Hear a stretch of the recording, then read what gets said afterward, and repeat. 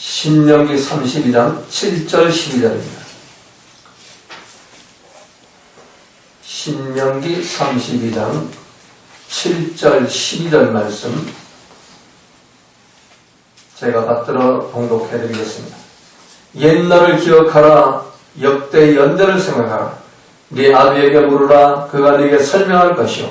네 어른들에게 물으라. 그들이 네게 이르리로다. 지극히 높으신 자가 열국의 기업을 주실 때, 인종을 분정하실 때 이스라엘 자손의 수요대로 민족들의 경계를 정하셨도다. 여호와의 분깃은 자기 백성이라. 야곱은 그 택하신 기업이로다.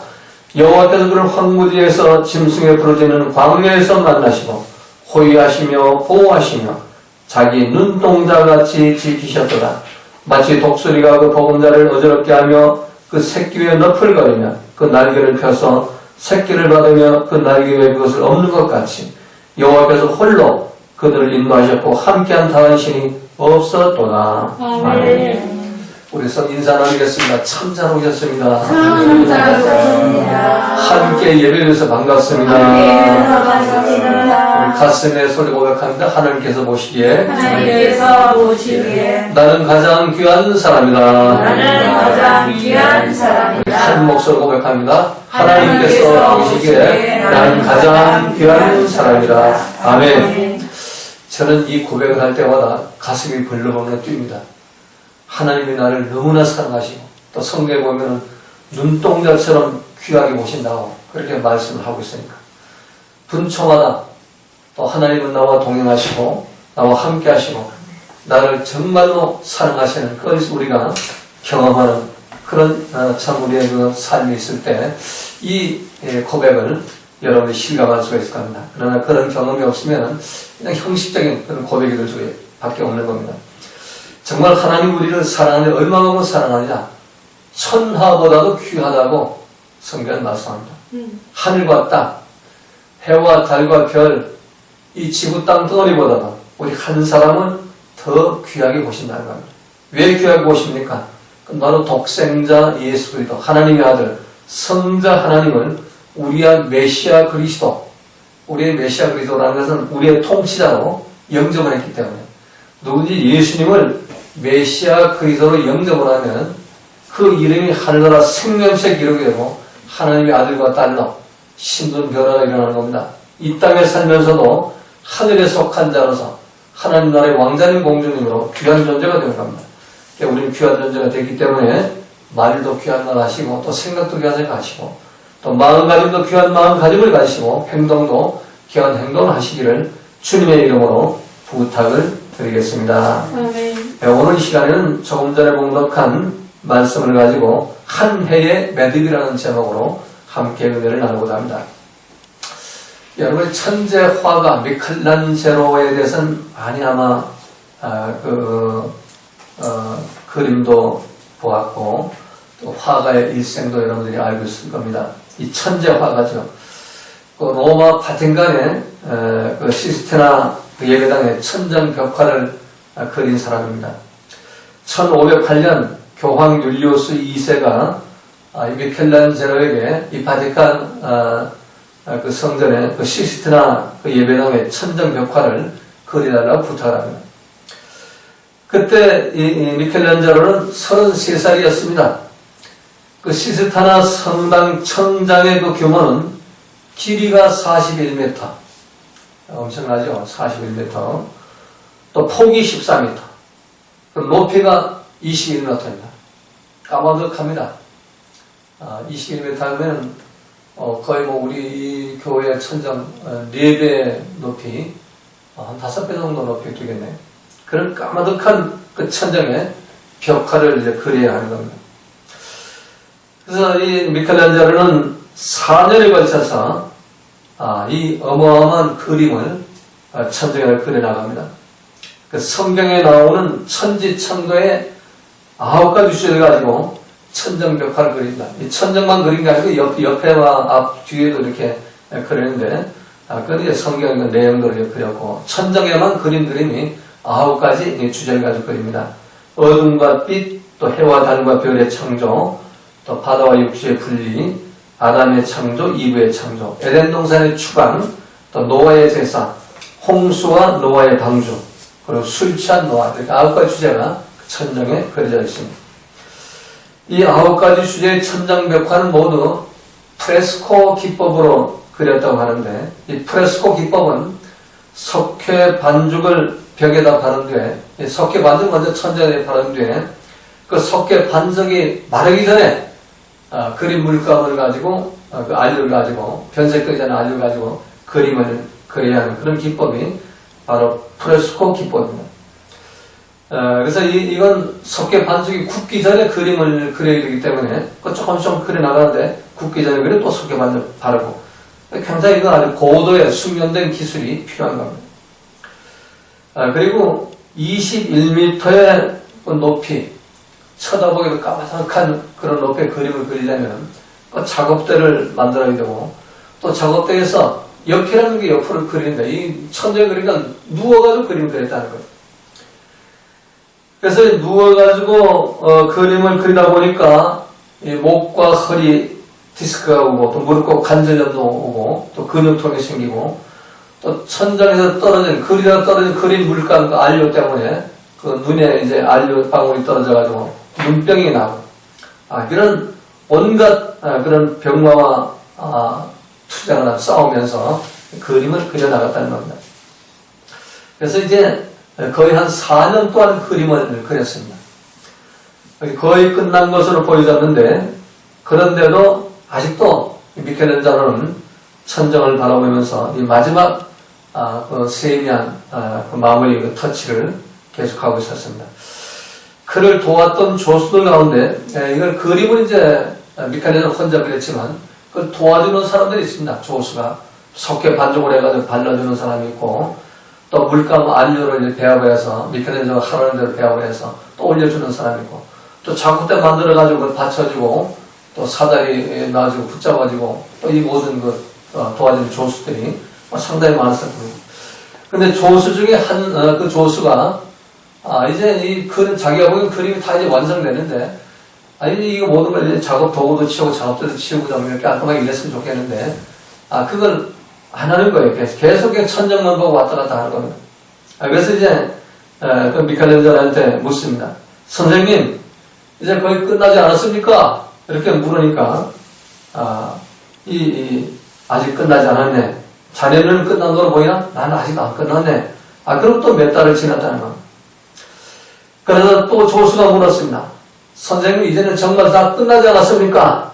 그러자 그때 미켈란젤로는 유명한 대답을 남기겠다고 합니다. 내 눈에는 다 끝났는데 주님 보시기에는 어떨지를 몰라. 내 눈에는 다 끝났는데도 주님이 보실지, 주님이 보실 때 어떨지. 자, 우리가 2020년도 한 해를 보내면서 우리는 2020년도 거의 다 끝났다고 생각할지 모르지만 우리 주님 보시기에는 어떨지가 모릅니다. 우리 주님이 끝났다고 해야만 끝이 나는 겁니다. 12절은 우리 12월 한 달은 한 해를 결산하는 달입니다. 그리고 하나의 마지막 주일은 송년주일이라고 합니다. 비록 우리는 2020년이라는 한 해를 매듭짓고 있지만 언젠가 우리는 80년, 120년에 우리 인생을 결산하는 마지막 순간을 맞이하게 될 것입니다. 그래서 그 마지막 결산을 잘 하려면 우리는 한 해 한 해를 잘 매듭을 지어야 하는 겁니다. 후회 없는 결산을 위해서 일종의 중간 결산 같은 의미가 이 송년주일에 있는 겁니다. 자, 여러분 뜨개질을 할 때 그 뜨개질을 가장 중요한 것이 뭡니까? 바로 매듭이죠. 아무리 뜨개질을 잘 했을지라도 매듭을 잘 짓지 않고 한 매듭이라도 제대로 짓지 않고 그냥 가버리면 언제든지 그건 다 풀려져 가지고 헛수고로 끝나버리고 마는 겁니다. 우리 인생도 마찬가지입니다. 매듭을 잘 짓고 마무리를 잘 해야 하는 겁니다. 한 해 한 해 매듭을 잘 짓다 보면 마지막 주님 앞에 섰을 때에 그때 주님으로부터 너 그래도 괜찮은 인생을 살았구나 하는 그런 음성을 듣게 될 것입니다. 자, 그렇다면 우리가 2020년도 한 해를 마무리하면서 우리가 어떻게 해야 이 한 해의 매듭을 잘 짓게 될지 오늘 본문을 살펴보면서 함께 은혜를 나누고자 합니다. 자, 첫 번째, 오늘 본문 7절 10절에 보면 옛날을 기억하라 라고 말씀합니다. 옛날을 기억하라. 역대 연대를 생각하라. 내 아비에게 물으라. 그가 내게 설명할 것이요. 내 어른들에게 물으라. 그들이 내게 이르리로다. 오늘 본문 7절은 옛날을 기억하라 하는 말씀으로 시작을 합니다. 성경은 이웃의 잘못과 허물과 죄악들은 잊어버리라고 말씀합니다. 그 뒤에 건 잊어버리라고 말씀합니다. 그런데 하나님이 베푸신 은혜는 절대로 잊지 말고 기억하라고 명령합니다. 과거 하나님이 이스라엘 백성들에게 얼마나 사랑을 주시고 또 보호하시고 인도하셨는가 하는 걸 기억하라는 것입니다. 이스라엘 백성들을 하나님 자녀로 삼아주시고 그것도 모자라도 40년 광야 생활 동안 하나님께서 눈동자처럼 지켜주셨다는 것입니다. 그걸 기억하는 겁니다. 오늘 10절에 기록해 놓고 있죠. 여호와께서 그를 황무지에서 짐승의 부르짖는 광야에서 만나시고 호위하시며 보호하시며 자기 눈동자같이 지키셨도다. 아멘. 자, 눈동자같이 지키셨도다. 이 눈에는 30만 개의 회로가 있어가지고 이 눈을 관리한다고 해요. 또 30만 개의 회로만 있을 뿐만 아니라 1억 개의 신경세포가 있다고 합니다. 이 눈 하나에. 그래서 우리 눈 속으로 막 조그만 그 티만 하나 들어가도 견디지 못하죠. 이렇게 하나님께서 우리 각자에게 30만 개의 회로와 1억 개의 신경세포를 가지고 순간마다 분초마다 눈동자처럼 우리를 보시고 우리를 지키시고 살피시고 계신다는 겁니다. 아멘. 하나님께서 왜 이렇게 우리를 지키십니까? 우리가 연약하기 때문입니다. 아멘. 그리고 또 한편은 우리가 너무나 귀하기 때문입니다. 아멘. 눈은 우리의 신체 중에서 가장 연약한 부분입니다. 그러면서도 우리 신체 중에서 가장 귀한 부분입니다. 하나님 우리를 눈동자처럼 지키신다는 것은 우리가 너무나 연약하기 때문에 언제 사단에게 끌려갈지 모르기 때문에 또 우리가 너무나 귀하기 때문에 천하보다 귀하기 때문에 눈동자처럼 지킨다는 겁니다. 한국인으로서 미국에서 가장 성공한 사람을 꼽는다면 강영우 박사를 꼽을 수가 있는데 이 강영우 박사는 부시 대통령 시절에 대통령 자문위원까지 지내신 분입니다. 그런데 이분이 앞을 못 보는 맹인입니다. 장님입니다. 왜 이 앞을 못 보는 이런 맹인이 되었냐면 초등학교 시절에 축구공이 날아가서 머리를 맞았는데 갑자기 눈이 안 보이더라는 거예요. 그 후로 연세대학교를 졸업하고 미국 유학을 가서 석사, 박사 학위를 받고 부시 대통령 시절에 장애인 정책 차관보로 이렇게 임명을 받게 되고 또 세계 유엔 그 세계 장애인위원회 부위원장으로 또 이렇게 취임을 하게 됩니다. 이분이 그의 자서전을 뭐라고 기록해 놓고 하냐면 하나님께서 나를 눈동자처럼 보여주셨다 라고 기록해 놓고 있어요. 하나님 때문에 자기 눈을 지금 잃어버렸는데도 하나님이 자기 눈동자처럼 지켜 보여주셨다는 거예요. 얼마나 불편했겠습니까? 하나님 앞에 원망도 할 수 있고 불평도 할 수가 있고 참 그 하나님께 좀 따지기도 할 수가 있는데 하나님이 나를 눈동자처럼 보여주셨다는 거예요. 축구에 와서 내 눈을 이렇게 안 보게 하셨지만 내 눈을 건드리지 않아도 내가 석사, 박사가 되고 내가 이렇게 세계를 위해서 일할 수 있도록 하나님께 만들어주셨다는 거예요. 그래서 세상은 감사하다는 겁니다. 자, 우리 중에 아무도 하나님의 은혜를 받은 적이 없다고 말할 수 있는 사람은 아무도 없습니다. 2020년 한 해를 보내면서 하나님이 우리에게 베푸신 은혜는 너무나 많이 있는 겁니다. 아멘. 우리 심장이 자그마치 하루에 10만 번 정도를 뛴다고 합니다. 내가 밥을 먹을 때도 뛰고 일을 할 때도 뛰고 운동을 할 때도 뜁니다. 심지어는 잠을 잘 때도 심장을 쉬지 않고 pompo질을 하는 겁니다. 하나님께서 우리의 심장을 움직여 주시는 겁니다. 1년 365일 동안 쉬지 않고 우리를 보호하시고 우리를 이렇게 살피시면서 우리를 지켜주신 것입니다. 제가 지난 한 해 동안 하나님께 도우셔가지고 오늘 이 자리에 서 있는 겁니다. 여러분도 마찬가지예요. 하나님께 여러분들 눈동자를 지켜주시기 때문에 이 자리에 와 있는 겁니다. 어떤 사람들은 2020년을 생각하면 지긋지긋합니다. 그 코로나19 때문에 생각하기도 싫습니다 하는 분도 있을 수가 있습니다. 그러나 그러한 과정 속에서도 하나님 우리를 지켜주신 것입니다. 그래서 옛날을 기억하라는 것입니다. 성경은 이스라엘 백성들이 하나님에게 원망 불평할 때 징계의 심판을 내주시고 하나님께 은혜를 기억하고 감사하고 찬양할 때 회복을 시켜주십니다. 그래서 바벨론 포로에서 아수르 포로에서 원망 불평하는데 포로로 잡혀가지만 그들이 거기서 회개하고 감사하고 영광되는 하나님을 찬양할 때 그들을 회복시켜 주시는 것입니다. 그래서 너희들이 옛날에 하나님이 어떻게 너희를 돌보시고 보호하시고 인도하시는지 기억하라는 것입니다. 너희들이 인간관계에 끼어지려고 할 때 그때 하나님이 어떻게 너를 도와줬는지 그좀 기억하라는 겁니다. 너희들이 여러 가지 어려움이 있을 때 하나님이 어떻게 너희들을 도와줬는지 기억하라는 겁니다. 순간순간마다 기억을 해야 합니다. 참 저를 눈동자처럼 지켜주셨습니다. 하나님이 여러분이 기억을 못해 여러분도 저처럼 눈동자처럼 지켜주신 것입니다.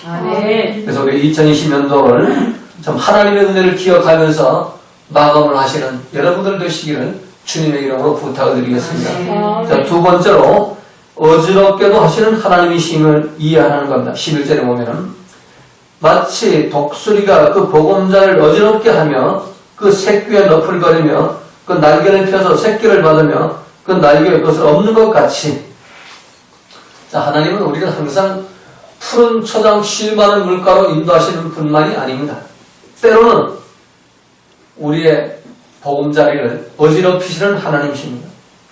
하나님이 그 사랑하는 자녀들은 근심 중에도 있게 하고 고난 중에도 있게 하시고 환난 중에도 있게 하십니다.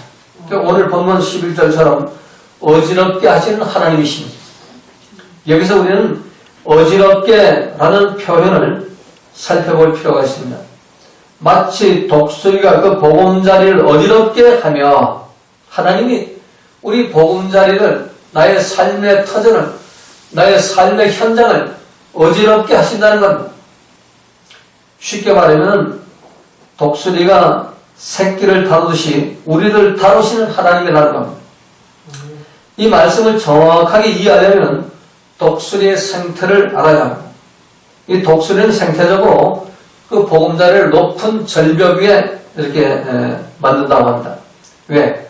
아무나 접근하지 못하는 그런 곳에 둥지를 치고 그리고 자기의 털과 부드러운 물질을 주워다가 혹시나 침대를 만들어가지고 거기다 알을 낳고 그리고 이제 새끼를 기르게 되는 겁니다. 이 독수리 새끼는 그 절벽 꼭대기 그 튼튼한 집에서 독수리가 엄마 독수리 아빠 독수리를 물어다주는 음식을 먹으면서 하루 종일 기분 좋게 지냅니다. 눈만 뜨면 파란 천공이 올려다 보이고 둥지 아래는 광활한 벌판이 펼쳐집니다. 독수리 새끼는 날마다 행복합니다. 난공불락의 요셉 같은 집에서 자기를 해야 할 것은 아무도 없습니다. 뱀도 못 오고 늑대도 사자도 그건 못 옵니다. 절벽 꼭대기이기 때문에. 그런데 이상한 일이 생깁니다.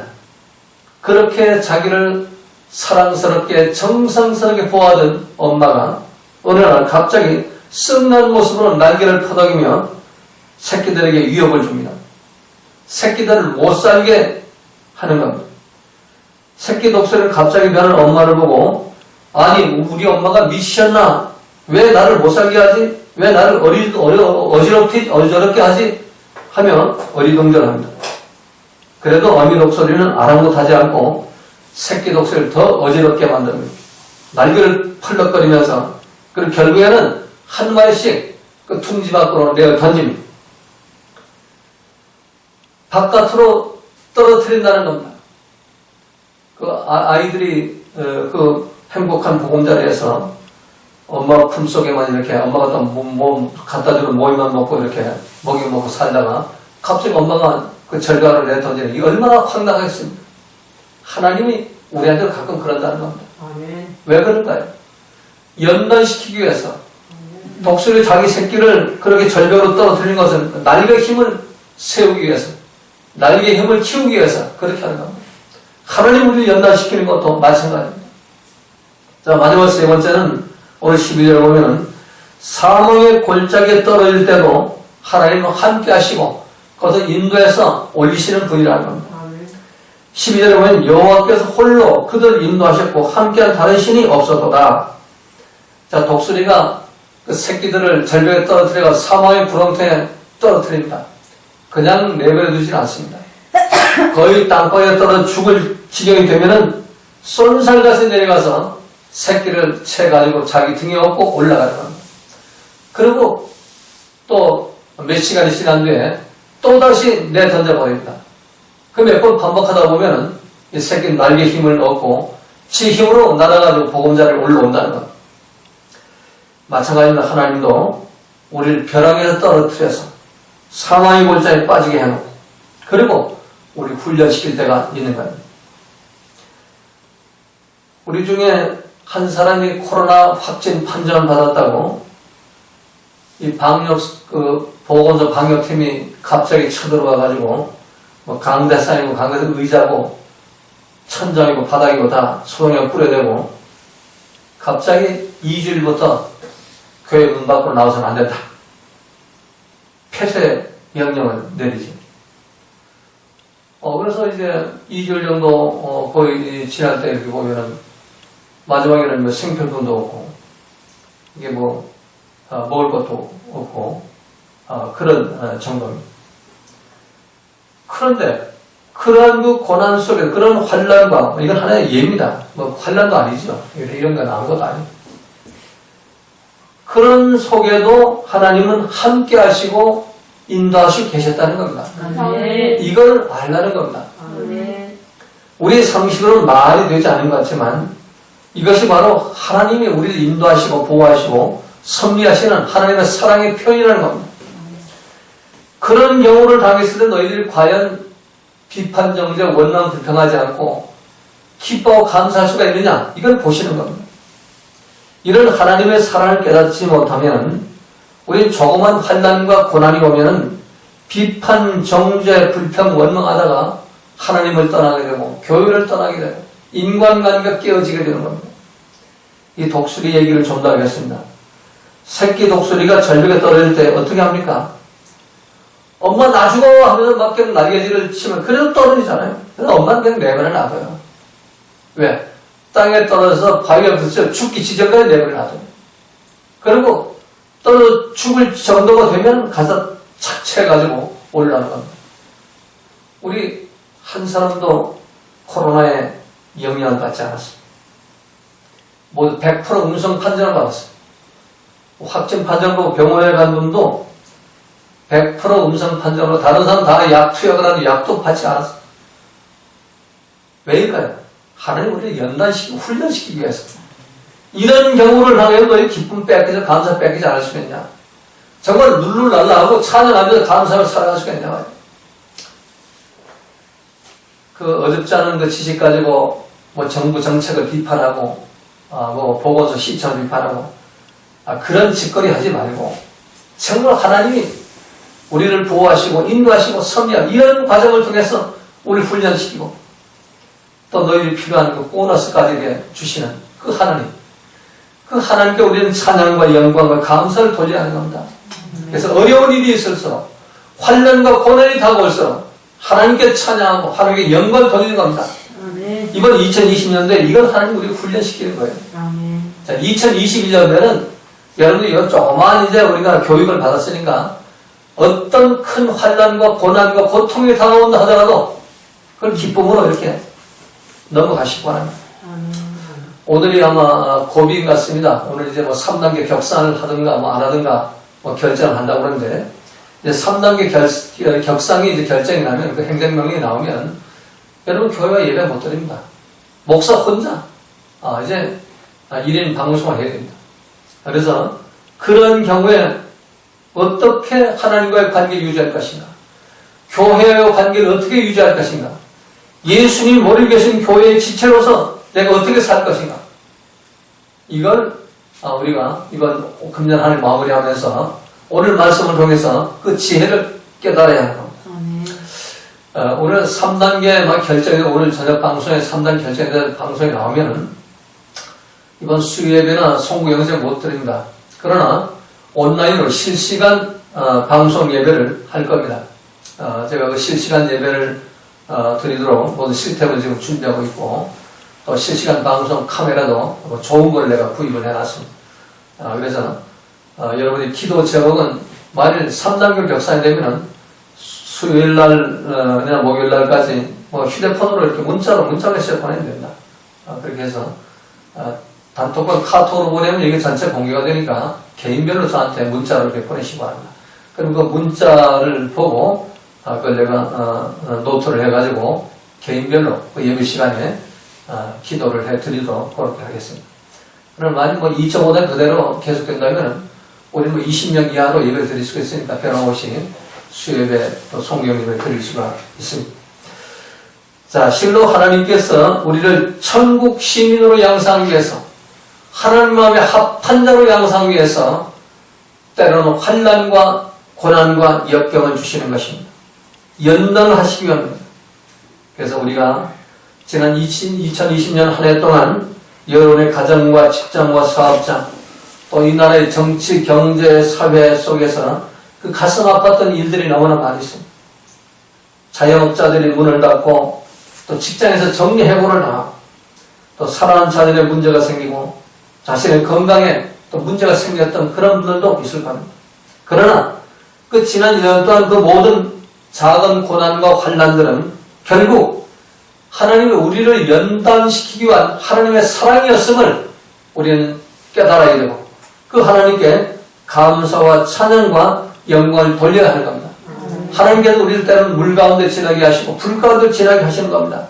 그래서 베드로 사도는 이런 연단 과정을 가르쳐서 예수 그리스도에 나타날 때에 칭찬과 영광과 존귀를 얻게 하려 함이라. 베드로전서 1장 7절에 기록되어 있습니다. 이 연단은 주님 오실 때 칭찬과 영광과 멸관을 받게 하기 위해서 연단을 주신다는 겁니다. 그래서 주님 오실 그때 정말 칭찬받는 성숙한 그런 분량의 믿음이 우리가 회복되기 위해서 하나님 우리에게 연단을 주시는 것입니다. 이런 하나님을 기억하면서 또 나를 연단하신 하나님을 우리가 기억한다면 2020년의 매듭을 잘 지을 수가 있을 것입니다. 이 매듭을 잘 지은 사람은 이제 다음 2021년도 다음 해에도 새해에도 승리하는 삶을 살 수가 있게 될 것입니다. 우리는 옛날 것은 이웃이 행한 그 모든 것들은 잊어버리고 하늘 베푸는 은혜는 영원토록 기억하면서 2021년 한 해는 정말 승리하는 복받은 한 해가 되시기를 주님의 이름으로 부탁을 드리겠습니다. 기도